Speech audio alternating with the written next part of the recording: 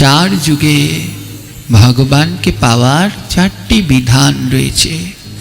সত্য যুগে ভগবানকে লাভ করতে হলে ধ্যান তপস্যা করতে হতো। ত্রেতা যুগে ভগবানকে লাভ করতে হলে যজ্ঞ করতে হতো, হাজার হাজার বছর ধরে যজ্ঞ করত। পূজা অর্চনার মধ্যে দিয়ে দাপর যুগে গোবিন্দকে লাভ করা যেত। কলিযুগে গোবিন্দকে লাভ করার উপায় হলো হরিনাম সংকীর্তন। সংকীর্তন ছাড়া কলিযুগে গোবিন্দকে লাভ করা যায় না। নাম ছাড়া কলিযুগে গোবিন্দকে লাভ করা যায় না। বলে এই জীবের আয়ু কম, এই কলিযুগে আয়ু কম, সময় কম, রোগ ব্যাধি সব ভরা। কোন সময় করবে এরা ধ্যান, কোন সময় তপস্যা, কোন সময় যজ্ঞ, কোন সময় পুজো? তার জন্যে মহাপ্রভু সহজ সমাধান নিয়ে আসলেন, 16 নাম 32 অক্ষর। এখন দেখছেন হিন্দু মিডিয়া চ্যানেলটি সাবস্ক্রাইব করুন। চার যুগে ভগবানকে পাওয়ার চারটি বিধান রয়েছে। সত্য যুগে ভগবানকে কি দিয়ে লাভ করা যেত? কীর্তি যজ্ঞায়তে বিষ্ণু। সত্য যুগে ভগবানকে লাভ করতে হলে ধ্যান তপস্যা করতে হতো, কঠিন ধ্যান তপস্যা। বছরের পর বছর এক জায়গায় বসে থেকে না খেয়ে না দে চোখ বন্ধ করে ইষ্টের নাম স্মরণ করা সম্ভব? আপনারা অনেক শুনেছেন সেই দুর্বাসুরের কথা। 60,000 বছর ধরে তপস্যা করেছিল। পারবে কলিযুগের মানুষ? সম্ভব কি? কোনোদিনই সম্ভব না। হ্যাঁ, যখন কাউকে আমি দীক্ষা দেই বা নাম দেই, তো নাম দেওয়ার আগে শর্ত দিই, একটা একাদশীও বন্ধ দেয়া যাবে না। যেই না এই শর্তটা শুনে অর্ধেক পালায়ন করে। হ্যাঁ, একাদশী করা লাগবে রে বাবা, ও গোসাইয়ের দরকার নেই। যেই কলিজীবের মানুষ 15 দিন পরে একটা একাদশী করতে চায় না, তারা তপস্যা করবে কিভাবে? যাদের 16 মালা করার মতো ধৈর্যই নেই, তারা ধ্যান তপস্যা করবে কিভাবে? তাই কলিযুগে ধ্যান তপস্যা করে গোবিন্দকে লাভ করা যায় না। ত্রেতায় যজ্ঞায়তে মোক্ষ। ত্রেতা যুগে ভগবানকে লাভ করতে হলে যজ্ঞ করতে হতো, হাজার হাজার বছর ধরে যজ্ঞ করত। মনে আছে বাঁশের সৃষ্টি হয়েছিল, গুরু বৃহস্পতি যজ্ঞ করেছিলেন 10,000 বছর ধরে। চিন্তা করতে পারছেন? 10,000 এক আসনে বসে রয়েছে। যজ্ঞ মানে বোঝেন? আমাদের অঞ্চলগুলোতে বিভিন্ন জায়গায় যজ্ঞ দেখি ঠাকুরমশাই করা করে, কয়টা পাটখড়ি অথবা নারকেল পাতা পুড়িয়ে যজ্ঞ করে। হ্যাঁ, যজ্ঞ করার মধ্যে 3-4 বার আবার সুখ টান দিতে যায়। সুখ টান মানে বোঝে? ও বাবা, ও আবার আমি বলতে পারবো না। হ্যাঁ, ওই এরকম করে একটু টান টান দিয়ে আবার আসে। আবার মাঝে মাঝে আমি এমনও দেখেছি মন্ত্র পড়ে আর চা খায়। তো বলছি, এ কি ঠাকুরমশাই আপনি চা খাচ্ছেন? বলে গলা ধরে যায় না, বুঝো না তোমরা, তো বয়স আছে, আমার গান বয়স আছে। এ যজ্ঞে কোনোদিন কাজ হয় না। তাই কলিযুগে যজ্ঞের মধ্য দিয়েও গোবিন্দকে লাভ করা যায় না। ত্রেতা যুগে যেত, রামচন্দ্র করেছিলেন অশ্বমেধ যজ্ঞ, তার জন্য স্বর্ণ সীতা বানিয়েছিল, শুনেছেন তো? কিন্তু কলিযুগে এ সম্ভব না। তাই কলিযুগে যজ্ঞ করেও গোবিন্দকে লাভ করা যায় না। দাপরে পরিচর্যা। দাপর যুগে ভগবানকে লাভ করতে হলে পূজা অর্চনা করতে, পূজা অর্চনা। হ্যাঁ, পূজা অর্চনার মধ্যে দিয়ে দাপর যুগে গোবিন্দকে লাভ করা যেত। পূজা অর্চনাও বড় কঠিন। হ্যাঁ, মহাভারত পড়বেন, ভগবান শ্রীকৃষ্ণের ছেলের কুষ্ঠ রোগ হয়েছে, আর রোগ ব্যাধি দূর করার দেবতা হলো সূর্য। সূর্যের পুজো করলে রোগ ব্যাধি দূর হয়। তাই কি করলেন? সেই সূর্য পূজার জন্যে ভগবান শ্রীকৃষ্ণ ব্রাহ্মণ এনেছিলেন মিশর থেকে। মহাভারতে রয়েছে, দেখবেন মিশর থেকে ব্রাহ্মণ আনলেন। প্রশ্ন, তৎকালীন সময় ভারতবর্ষে ব্রাহ্মণে ঠেক লেগেছে, মিশর থেকে কেন ব্রাহ্মণ আনলেন? কেন জানেন? তৎকালীন সময়ে অন্য ধর্ম ছিল না, সনাতন ছিল সব। আর মিশরে যে সনাতনীরা বাস করতেন এরা সূর্য পূজায় পারদর্শী ছিলেন। যারা ইতিহাস পড়েন তারা জানেন মিশরে রয়েছে সেই পিরামিড, সূর্য ঘড়ি, সূর্যের যত সময় কানুন মিশর থেকে আবিষ্কার। যারা ভূগোল পড়েছেন তারা জানেন। তাই তৎকালীন সময় সূর্য পূজা ভালো করত মিশরীয়রা, তাই সূর্য পূজার মন্ত্র মিশরীয়রা ভালো জানতো। তাই সেখান থেকে ব্রাহ্মণ আনিয়ে সূর্য পূজা করিয়েছিলেন শ্রীকৃষ্ণ। বলে কেন? বলে সব ব্রাহ্মণ তো সব পুজো করতে পারে না, পড়াশুনো করতে হয়। হ্যাঁ, যে দুর্গা পুজো করবে সে দুর্গা পুজোই, যে কালী পুজো করবে সে কালী পুজো, যে সূর্য পুজো করবে সে সূর্য পুজো, যারা শ্রাদ্ধের কাজ করাবে তারা শ্রাদ্ধের কাজ। কিন্তু কলিযুগের ব্রাহ্মণ এত জ্ঞানী, একজনে সব পারে। একটা দুর্গা পুজো কেন, একজনে 5-6টাও করে ফেলে। হ্যাঁ, তাই বললেন কলিযুগে পূজা অর্চনা দিয়েও গোবিন্দকে লাভ করা যায় না। বলে কলিতে তাহলে কি দিয়ে প্রভুকে লাভ করা যায়? বলছে কলৌত হরিসম কীর্তন। কলিযুগে গোবিন্দকে লাভ করার উপায় হলো হরিনাম সংকীর্তন। সংকীর্তন ছাড়া কলিযুগে গোবিন্দকে লাভ করা যায় না। নাম ছাড়া কলিযুগে গোবিন্দকে লাভ করা যায় না। বলে এই জীবের আয়ু কম, এই কলিযুগে আয়ু কম, সময় কম, রোগ ব্যাধি সব ভরা। কোন সময় করবে এরা ধ্যান, কোন সময় তপস্যা, কোন সময় যজ্ঞ, কোন সময় পুজো? তার জন্যে মহাপ্রভু সহজ সমাধান নিয়ে আসলেন। 16 নাম 32 অক্ষর। বলে কিচ্ছু লাগবে না, শুধু নাম করে যাও, এ নামের গুণেই তোমরা আমায় লাভ করে যাবে। কোনো ছোট নেই, বড় নেই। 8 বছরের বাচ্চাও পারবে, 80 বছরের বুড়োও পারবে। হ্যাঁ, শুদ্ধ অবস্থায়ও নাম করতে পারবে, অশুদ্ধ অবস্থায়ও নাম করতে পারবে। তাই বলল কলিযুগে ভগবানকে পাওয়ার উপায় হলো কলৌত হরি সংকীর্তন। এই হরিনাম সংকীর্তন ছাড়া কলিযুগে গোবিন্দকে আর অন্য কোনো কিছু দিয়ে পাওয়া যায় না। সহজ সমাধান দিলেন।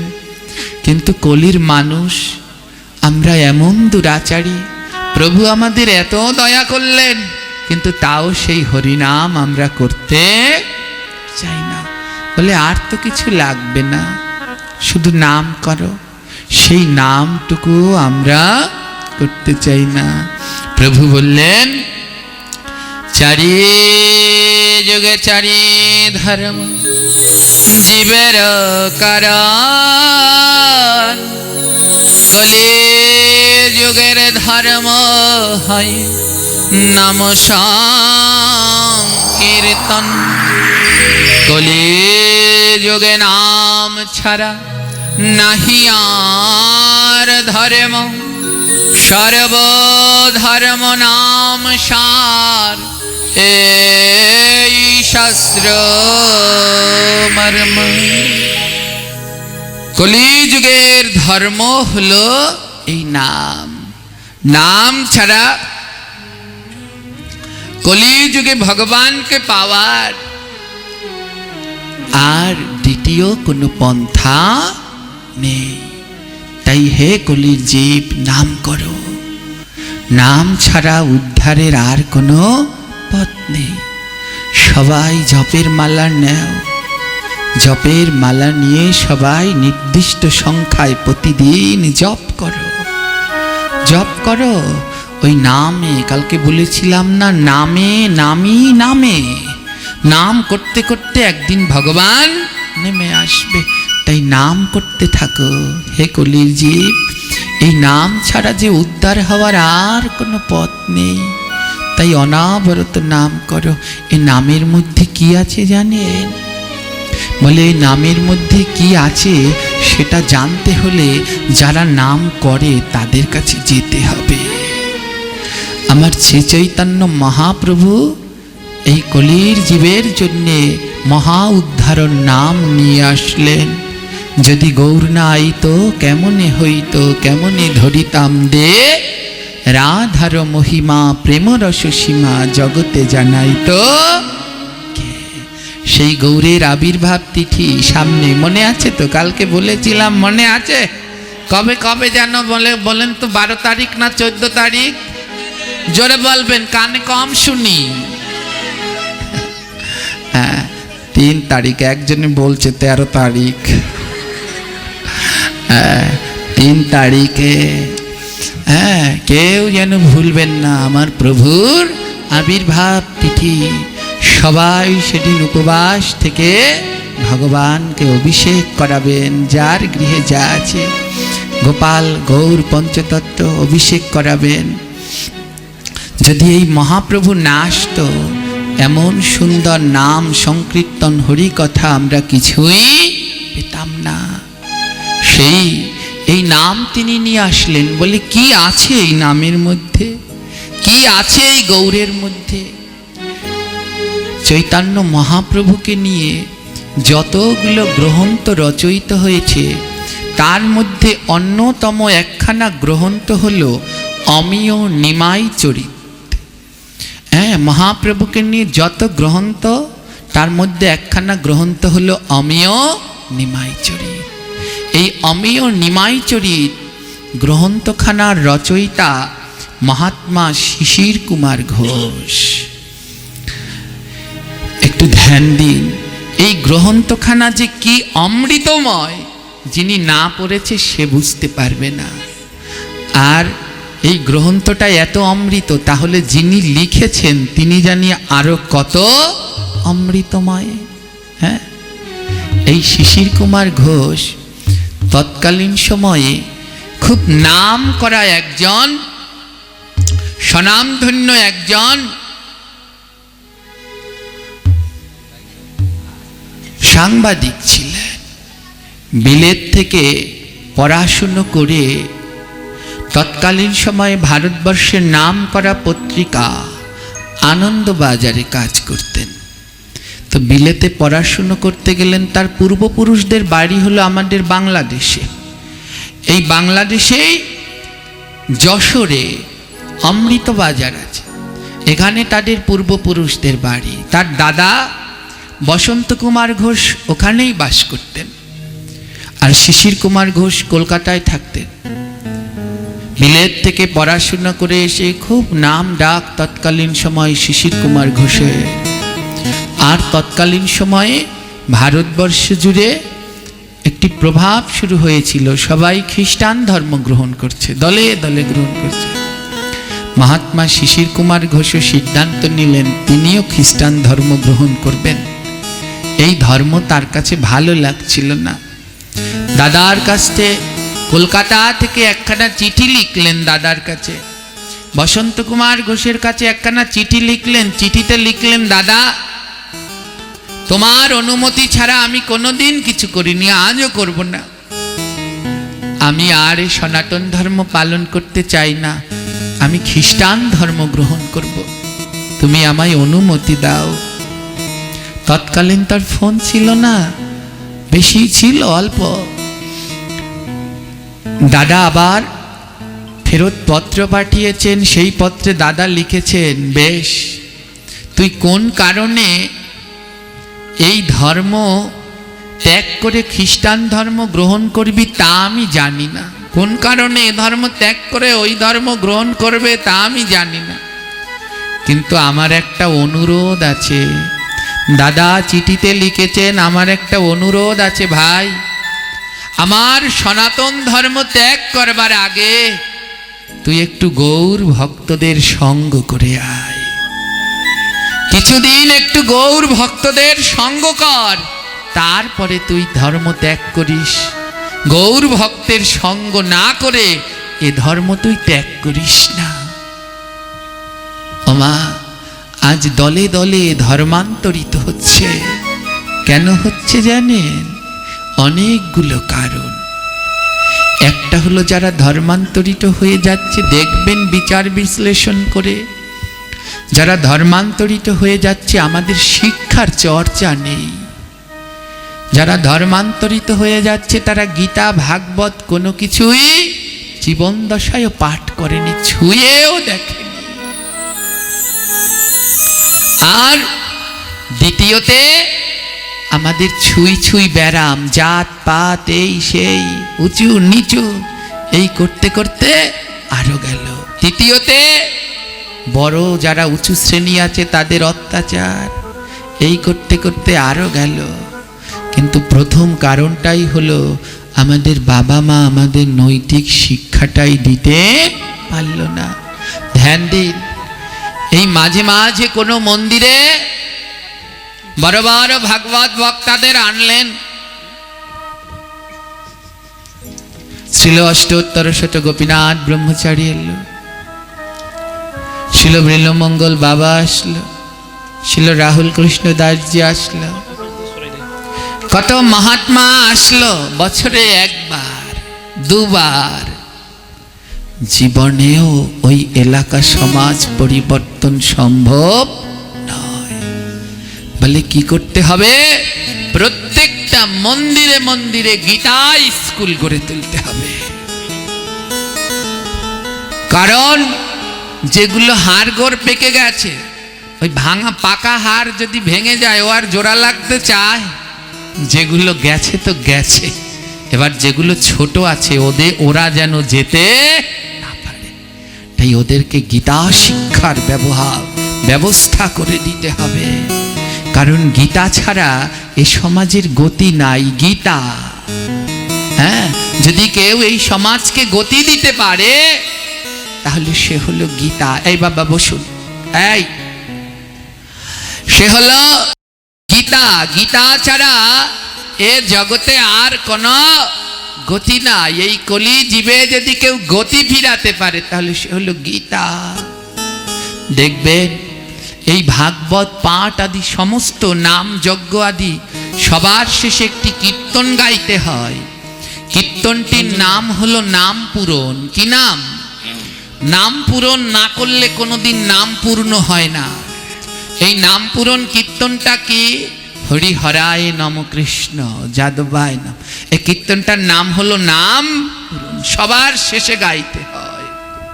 নাম গাওয়ার শেষে এটা গেয়েই একেবারে বিশ্রাম। এর নাম হলো নাম পূরণ। এই কীর্তনটা করেন, প্রত্যেক জীবের উচিত প্রতিদিন করা। এই কীর্তন পর্যালোচনা করলে এর মধ্যে নেই এমন কিছু নেই, এর মধ্যে নেই এমন কিছু নেই। এই কীর্তনের মধ্যে দুইখানা গ্রন্থের নাম আছে, বলতে পারেন কয়খানা গ্রন্থের নাম? নাম দুটো বলেন তো কি কি আছে? ভাগবত আর গীতা।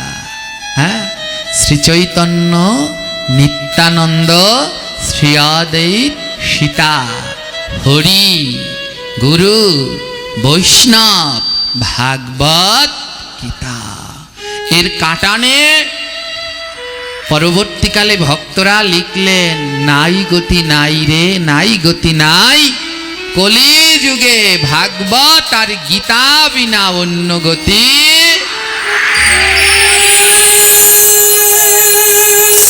বলে এই কলি যুগে যদি গতি ফিরাতে পারে তাহলে ভাগবত শ্রবণ আর নিত্য গীতা পাঠ গ্রহণ। আর বলছে ধর ধর ভাই, এই পঞ্চধর, এই পঞ্চ ধরেই কৃষ্ণ ভজন কর। পঞ্চ পাঁচ ধরতে বলল। কি কি? হরি মানে হরি নাম, গুরু নিজের গুরু, হরি গুরু, বৈষ্ণব বৈষ্ণবের সেবা করো, হরি গুরু বৈষ্ণব, ভাগবত গীতা। তাই ধর ধর ভাই এই পঞ্চধর, এই পঞ্চ ধরে কৃষ্ণ ভজন কর। এই পাঁচটা শক্ত করে ধরতে হবে। তাই ফিরাতে হলে এই গীতা পাঠ করতে হবে। হ্যাঁ, সেদিনকে একজনাকে শুনলাম, এক বক্তা ভাগবত পাঠে বলছে, বড় দুঃখ লাগলো, নাম বলবো না, নাম করা বাংলাদেশের এক বক্তা ভাগবত পাঠে বলছে, এক মাতাজি বাচ্চা নিয়ে এসেছে, ছোট বাচ্চা, আর খুব রাগিয়ে চেঁচিয়ে বলছে, আরে এই বাচ্চা টাচ্চা নিয়ে ভাগবত পাঠে আসছো কেন? বাচ্চা টাচ্চা নিয়ে ভাগবতে আসবে না। অনেক লোকের সামনে বসে বলেছে তো, মাতাজি কষ্ট পেয়ে চলেও গেছেন, কিন্তু এমনটা করা উচিত নয়। এই ভাগবত পাঠে যদি কাউকে সবার আগে আসতে হয়, তাহলে শিশুদেরই আসতে হবে। কেন? গ্রন্থ সিদ্ধান্ত দিলেন, শিশুকালে ভজে কৃষ্ণ আসে তরাসে, যৌবনে ভজিলে কৃষ্ণ আসে কি না আসে, বৃদ্ধকালে ভজে কৃষ্ণ যমেরও তরাসে। শিশুকালে কৃষ্ণ ভজন করলে খুব তাড়াতাড়ি গোবিন্দকে লাভ করা যায়। তাই শিশুকালে ভজে কৃষ্ণ আসে তরাসে, যৌবনে ভজিলে কৃষ্ণ আসে কি না আসে। বলে যৌবনকালে কৃষ্ণ ভজন করলে আসতেও পারে, না পারে, হ্যাঁ, কারণ আর বৃদ্ধকালে ভজে কৃষ্ণ যমেরও তরাসে। এ সময় তো কৃষ্ণ ভজনের সময় না। হ্যাঁ, এই বৃদ্ধকালে দেখবেন মায়েরা বাবারা একটু চেয়ার খোঁজে, উঁচু জায়গা খোঁজে, কোন জায়গায় বাঁশ খুঁটি আছে হেলান দেওয়ার জায়গা খোঁজে, কারণ বসতে পারছে না। আপনাদের দোষ না, এক সময় আমারও এই গতি হবে, এটা বয়স, সবাইকে হতে হবে। তাই বলল বৃদ্ধকালে ভজে কৃষ্ণ যমেরও তরাসে। এ সময় যমের তরাস, এ সময় কৃষ্ণ ভজন করবে কোন সময়? যৌবনে ভজিলে কৃষ্ণ আসে কি না আসে। যৌবনকালে আসতেও পারে, না পারে, কারণ এ সময় মন তো স্থির না। ওই যে ভাইয়েরা আমার বোনেরা অনেকে ভাগবত পাঠে আসছে, কি ভাবছেন সবাই ভাগবত শ্রবণে আসছে? না, মনের মধ্যে যে কত কি আছে সেটা আমি জানি। হ্যাঁ, সেটা আমি জানি, সে বলবো না। এর জন্যে ইংরেজিতে একটি প্রবাদ বাক্য আছে, money loss, nothing loss, health loss, something loss, character loss, so everything loss. সাবধান, মানি লস, যদি টাকা হারিয়ে যায় জীবনে আবার হবে নাথিং, চিন্তা করো না। হেলথ লস সামথিং, যদি স্বাস্থ্যটা হারিয়ে যায় কিছু গেল, চলে গেল। কিন্তু ক্যারেক্টার লস, সো এভরিথিং, একবারে সব গেল। সাবধান, যেন এই সময়টা, তাই বললো যৌবনে ভজিলে কৃষ্ণ আসে কি না আসে। আর শিশুকালে ভজে কৃষ্ণ আসে তরাসে। ছোটবেলায় কৃষ্ণ ভজন করলে তাড়াতাড়ি পাওয়া যায়। হ্যাঁ, এই যে আমাদের একদল ছোট ছোট আছে, এই একটা কাঁদতে কাঁদতে গেল, ভালো মতো কথা বলতে পারে না। হ্যাঁ, আমরা সবাই আদর করে বলি রসগোল্লা। হ্যাঁ, এর শ্লোক শুনলে মুগ্ধ হয়ে যাবেন। এখনো সুন্দর উচ্চারণ করতে পারে না, কিন্তু কি সুন্দর করে বলে। এখনো কৃষ্ণ বলতে পারে না, কৃষ্ণ কৃষ্ণ। হ্যাঁ, খুব সুন্দর। গোপালগঞ্জে একটা আছে রাধিকা, এই যে একটা আছে, এই যে, হ্যাঁ, সবগুলো এরা পারবে। আমরা যেটা পারিনি এরা সেটা পারবে, কারণ শাস্ত্র গ্রন্থে দেখা যায় এ জগতে যত কৃষ্ণ ভক্ত তারা ছোট কালেই গোবিন্দ লাভ করেছে। তার প্রমাণ প্রহ্লাদ, তার প্রমাণ ধ্রুব, তার প্রমাণ মীরা, তার প্রমাণ জয়া।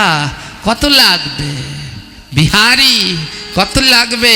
সবাই শিশুকালে গোবিন্দকে লাভ করলেন, কারণ এই সময় মনের ভিতরে কূট নাই, সরলতা নাই, হিংসা নাই, কামনা নাই, অহংকার নাই, ভেদ নাই, বিবাদ নাই। ওদের মনটা সরল। ঠাকুর মহাশয় বললেন, গাও গাও পুন গৌরাঙ্গের গুণ, সরল করিয়া মন, সরল মনে গাও। তাই শিশুকাল কৃষ্ণ ভজনের বড় উপযুক্ত সময়। তাই সকলের হাতে গীতা গ্রন্থ তুলে দিন, গীতা ছাড়া যে কোনো গতি নাই।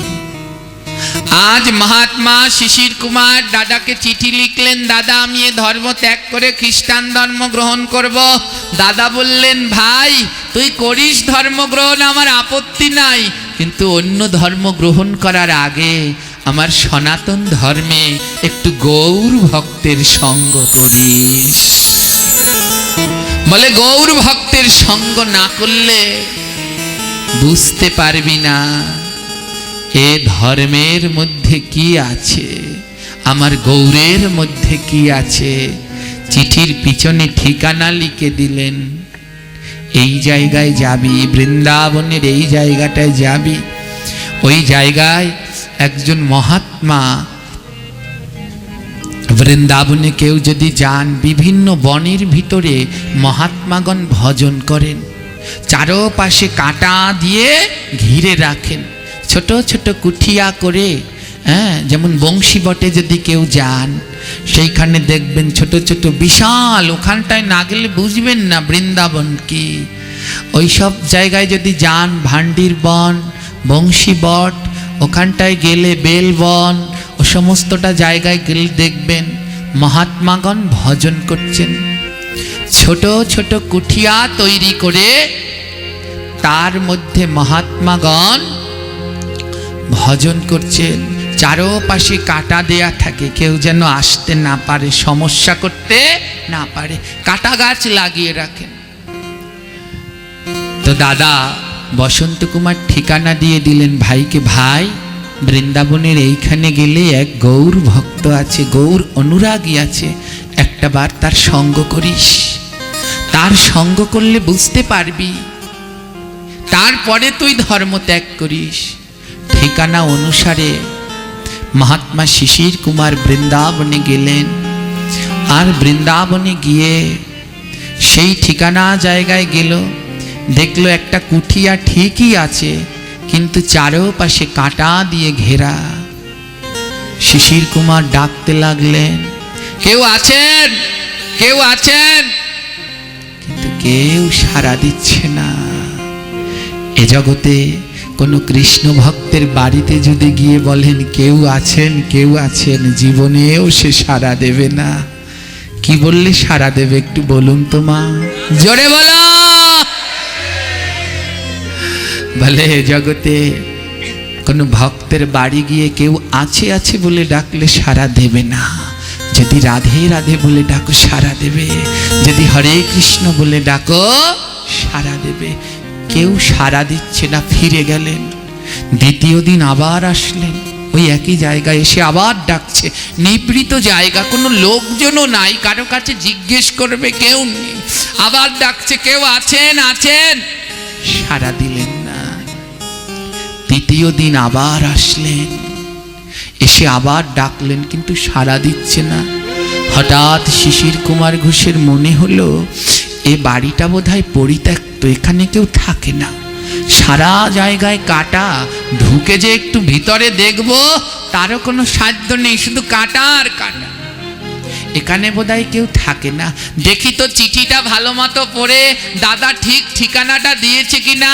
আবার চিঠিটা হাতে নিলেন, চিঠিটা হাতে নিয়ে শিশির কুমার ঘোষ পড়তে লাগলেন। পড়তে পড়তে দেখলেন শেষে ছোট ছোট অক্ষরে লিখেছে, দাদা ভাই যদি কেউ সাড়া না দেয় তখন গৌর গৌর বলে ডাকিস। ওটুকু আর নজরে পড়েনি, ছোট ছোট করে লিখেছে, দাদা যদি কেউ সাড়া না দেয় তাহলে গৌর গৌর বলে ডাকিস। শিশির কুমার সরকার জীবনেও কোনোদিন গৌর নাম করেনি, দাদা লিখে দিয়েছে যদি কেউ সাড়া না দেয় গৌর গৌর বলে ডাকিস। শিশির কুমার সরকার ডাকতে লাগলেন, গৌর গৌর গৌর গৌর গৌর হে গৌর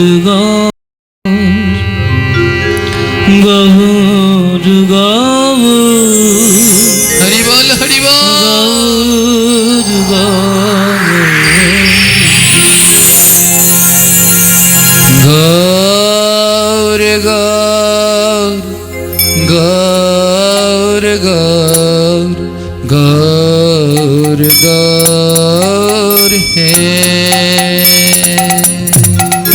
গৌর গৌর সবাই মিলে গৌর গৌর গৌর হে গৌর গৌর গৌর গৌর গৌর হে গৌর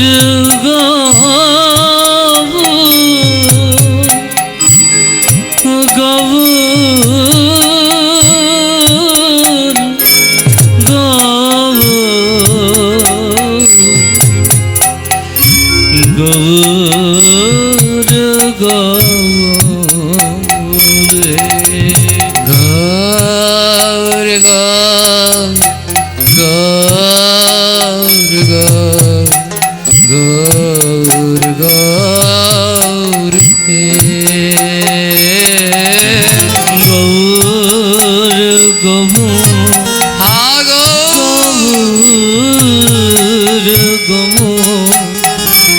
গৌর গৌর হে জীবনেও কোনোদিন গৌর নাম করেনি।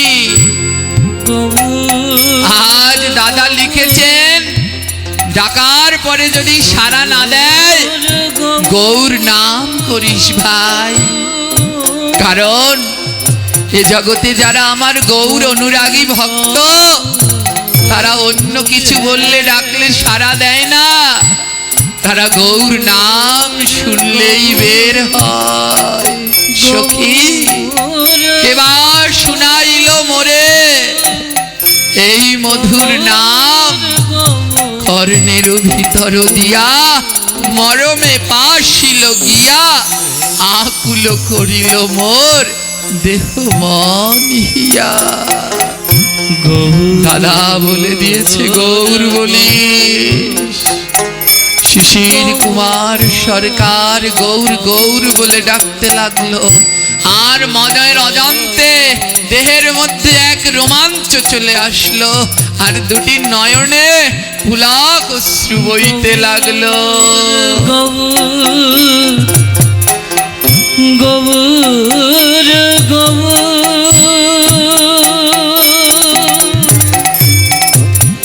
গৌর গৌর হে গৌর গৌর গৌর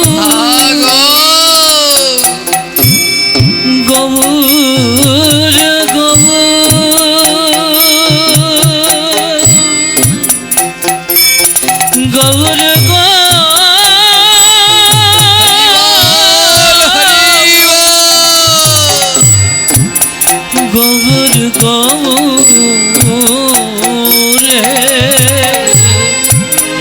গৌর গৌর গৌর গৌর গৌর হে। যেই না মহাত্মা শিশির কুমার ঘোষ গৌর গৌর বলে ডাকছে, হঠাৎ তিনি দেখলেন বিন বাজালে যেমন সাপ গর্ত থেকে ঘুরে ঘুরে বেরিয়ে আসে, আর সেই কুঠিয়ার মধ্যে এক ভক্ত সেই গর্তের সাপের মতো, সাপ যেমন এঁকে বেঁকে মুড়িয়ে মুড়িয়ে আসে, আর ওই কুঠিয়ার মধ্যে থেকে এক কৃষ্ণ ভক্ত অমন গড়াতে গড়াতে আসছে। মহাত্মা শিশির কুমার গৌর গৌর বলেই চলেছে, আর সেই গৌর নাগরী আমার সাপের মতো গড়াতে গড়াতে আসছে, সারা গায়ে কাঁটাগুলো ফুটে যাচ্ছে, আর বলছে কে কে এমন করে আমার গৌরের নাম করে গো, কে এমন করে দুই নয়নের জল দিয়ে আমার গৌরকে ডাকে গো, কে কে আমার কুঠির বাইরে গৌর নাম করে।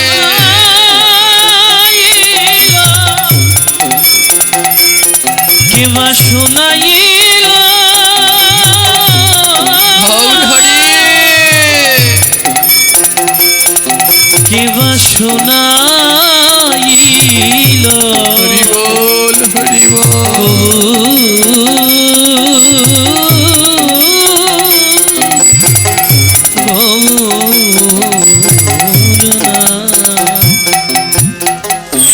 সাপের মতো মোড়াতে মোড়াতে আসছে সেই গৌর অনুরাগী ভর, দিয়া সারা দেহের মধ্যে কাটা ভুগছে। শিশির কুমার ঘোষ বলছে, আরে মহাত্মা, আপনি একটু ধীরে আসুন, আপনার গায়ে যে কাটা ফুটে যাচ্ছে। যেই না গৌর নাম থামিয়ে দিয়েছে, আর সেই গৌর ভক্ত সেই স্থান থেকে আর নড়ছে না। শিশির কুমার ঘোষ অবাক হয়ে গেল, উনি এমন স্তব্ধ হয়ে গেল কেন? আবার যেই গৌর গৌর বলছে, আবার উনি চলতে লেগেছে। কে গো এমন করে মধুর সুরে গৌর নাম গায়? হে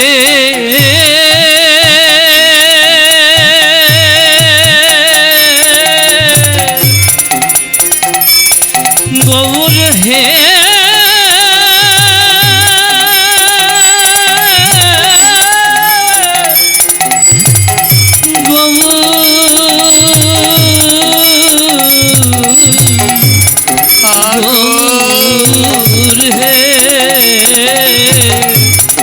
গৌর হে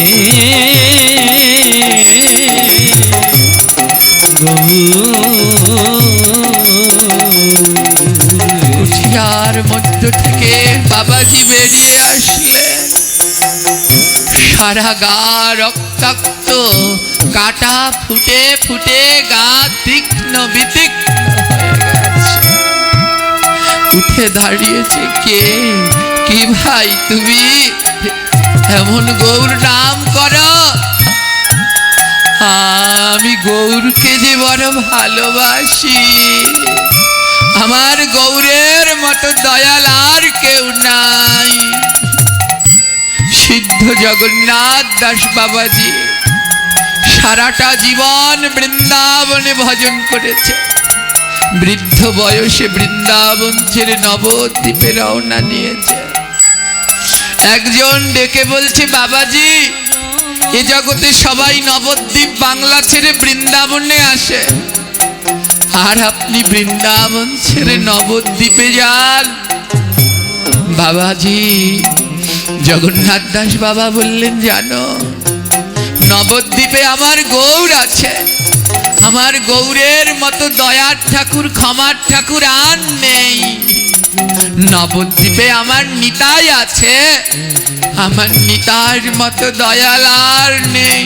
জানো এই বৃন্দাবনে কেউ যদি একটা মাটির হাড়ি ভাঙে, তাকে শাস্তি পেতে হয়, আর নবদ্বীপে যদি কেউ মাটির হাড়ি ভাঙে, আমার নিতাই তাকে দুই হাত বাড়িয়ে বুকে টেনে নেয়।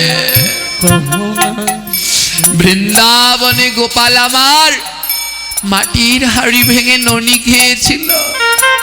মা যশোদা তাই তাকে কান মলে ওঠবস করিয়েছিল। আর নবদ্বীপে জগাই মাধাই নিত্যানন্দের মাথায় মাটির হাড়ি ভাঙলো। বলে নবদ্বীপে কোনো শাস্তি পেতে হয় না, নবদ্বীপে কেউ যদি হাড়ি ভাঙে, দয়াল নিতাই বলে, আয় জগাই মাধাই আবার বুকে আয়। নবদ্বীপের মতো দয়ার ধাম নাই। বাবাজি গড়াতে গড়াতে আসলেন, সারা গা ক্ষত বিক্ষত রক্তাক্ত। বাবাজি বললেন, কে এমন গৌর নাম করে? তুমি তুমি গৌর নাম করো? গৌরকে তো ভালোবাসতে পারি না, কিন্তু আমি গৌর ভক্তকে বড় ভালোবাসি। বাবাজি দুটি হাত বাড়িয়ে দিয়ে বলছে, তবে আয় রে ভক্ত সঙ্গ করি। তবে আয় রে ভক্ত সঙ্গ করি, তবে আয় রে ভক্ত সঙ্গ করি, তবে আয় রে ভক্ত সঙ্গ করি। আমার নয়ন আছে সুবলদা, নাই রে বাড়ি, ওরে আমার নয়ন আছে, হরি হরি বল, নয়নে নাই রে বাড়ি, আমার নয়ন আছে নাই রে বাড়ি, আমার নয়ন আছে, নয়নে নাই রে বাড়ি, তোরা আয় রে ভক্ত সঙ্গ করে, তোরা রে ভক্ত সঙ্গ করি, তোরা আয় রে ভক্ত সঙ্গ করি, তোরা রে ভক্ত সঙ্গ করি। জড়িয়ে ধরলেন বাবাজি শিশির কুমার ঘোষকে, আর যেই না বাবাজি বুকের জড়িয়ে ধরলেন, শিশির কুমার ঘোষের মধ্যে উতাল পাতাল শুরু হলো। কেন বলছি, জগতে কারো যদি একবার কোন শুদ্ধ কৃষ্ণ ভক্তের ছোঁয়া লেগে যায়, তার দেহের মধ্যে সাগর সমান কৃষ্ণ নাম প্রেমানন্দে ঢেউ খেলা।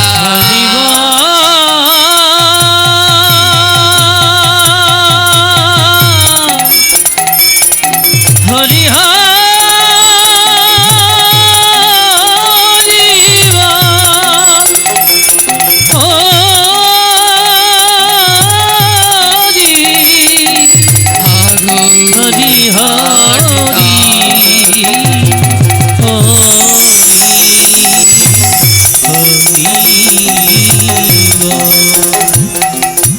কি করলেন বাবাজি, এমন ভাবে কাটার মধ্যে গড়াগড়ি দিলেন কেন? বাবাজি বললে, আমি গৌর নাম শুনলে আর থাকতে পারি না। বসুন না বাবাজি, আপনার পিঠের কাটাগুলো আমি বেছে দেব। একটা একটা করে কাটা তুলছে, আর বাবাজি বলছে জয় গৌর, আবার কাটা তুলছে জয় গৌর, জয় গৌর, জয় গৌর, জয় গৌর, জয় গৌর।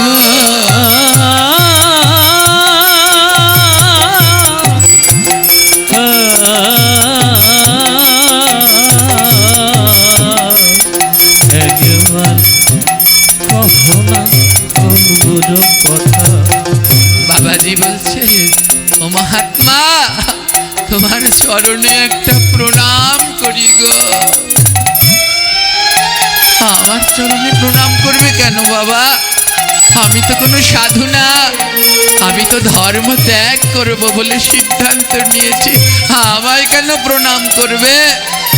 ও বাবা, ধর্ম ত্যাগ কি তা তো আমি জানি না, কিন্তু তুমি যদি না আসতে আমার গায়ে এতগুলো কাটা ফুটতো না, আর যদি এতগুলো কাটা না ফুটতো আমি এতবার গৌর গৌর বলতাম না।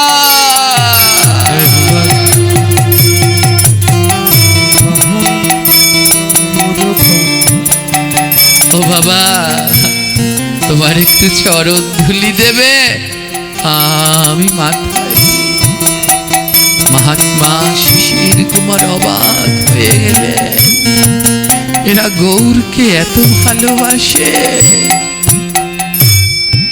রয়ে গেলেন কিছুদিন বাবাজির কাছে, আর গৌর ভক্তের সঙ্গ করে শিশির কুমারের মন পরিবর্তন হয়ে গেল। দাদাকে বলল, দাদা আমার তো আর ধর্ম ত্যাগ করা হলো না, এবার থেকে আমার গৌর ভক্তের চরণের দাস হওয়া হবে দাদা।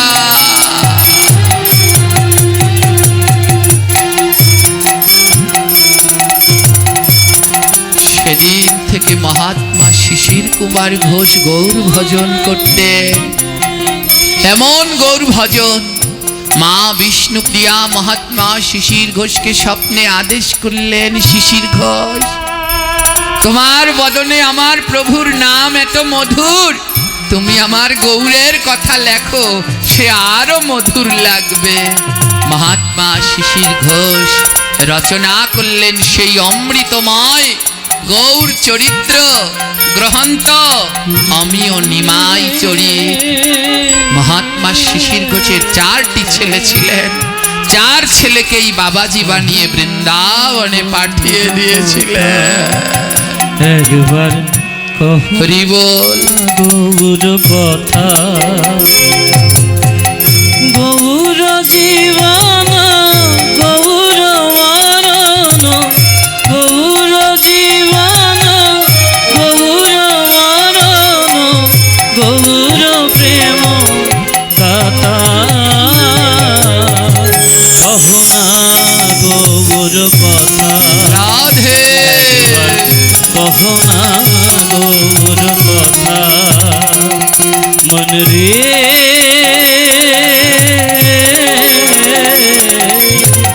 কহনা গৌর কথা, কহনা গৌর কথা।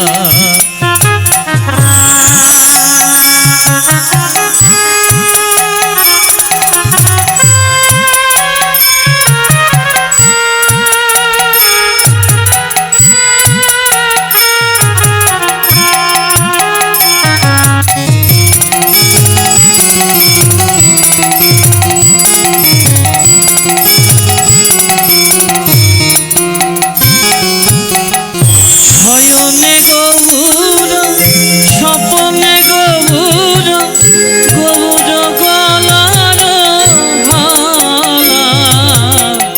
শয়নে গৌর, স্বপনে গৌর, গৌর গলার মালা। জীবনে গৌর, মরণে গৌর,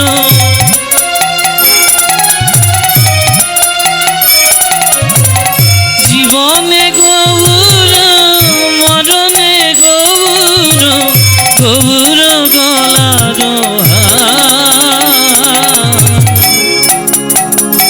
একবার কহনা গৌর কথা, একবার কহনা গৌর কথা।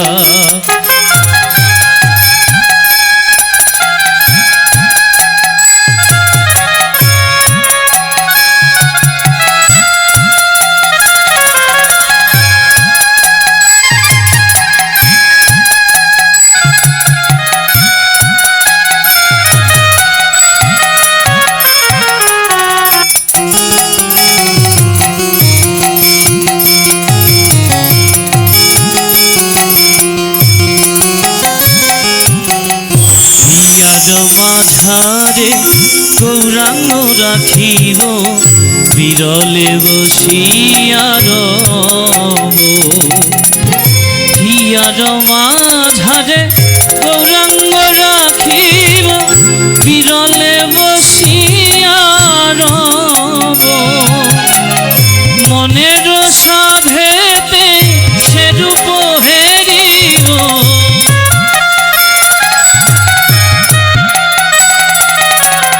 মনের সাধেতে সেরূপ হেরিব, নয়নে নয়ন তব কহো না গৌর কথা, একবার কহো না গৌর কথা।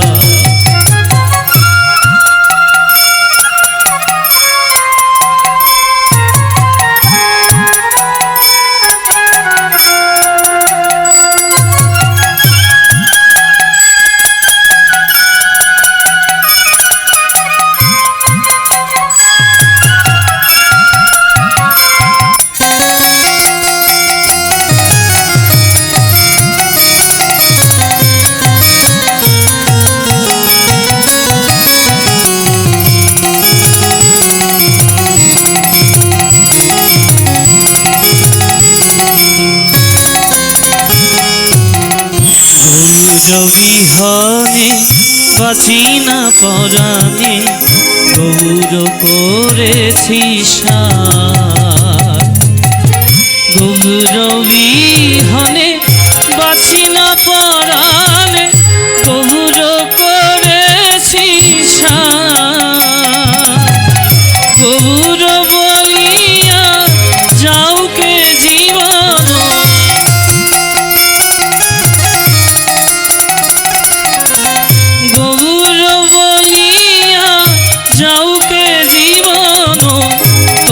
কিছু নাহি চাব। কহো না গৌর কথা, একবার কহো না গৌর কথা।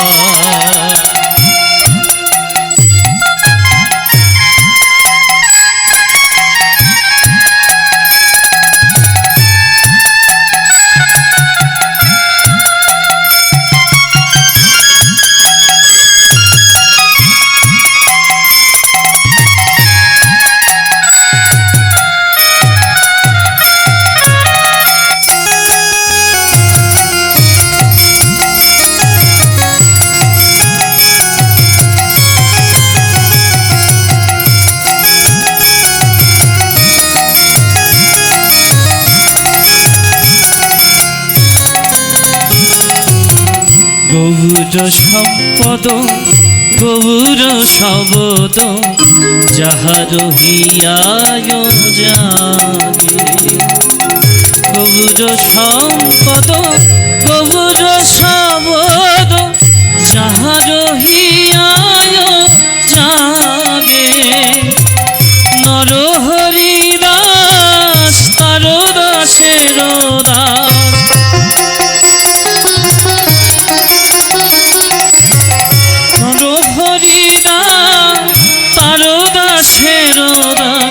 শরণে শরণ মাগে। কহো না গৌর কথা, একবার কহো না গৌর কথা। মনে রে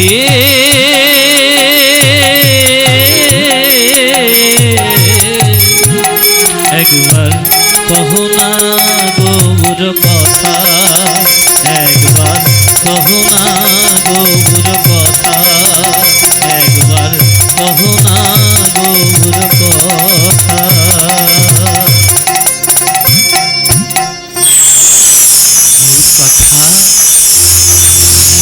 বড় অমৃতময় গো, শুনবে আমার গৌরের সেই অমৃতময় কথা।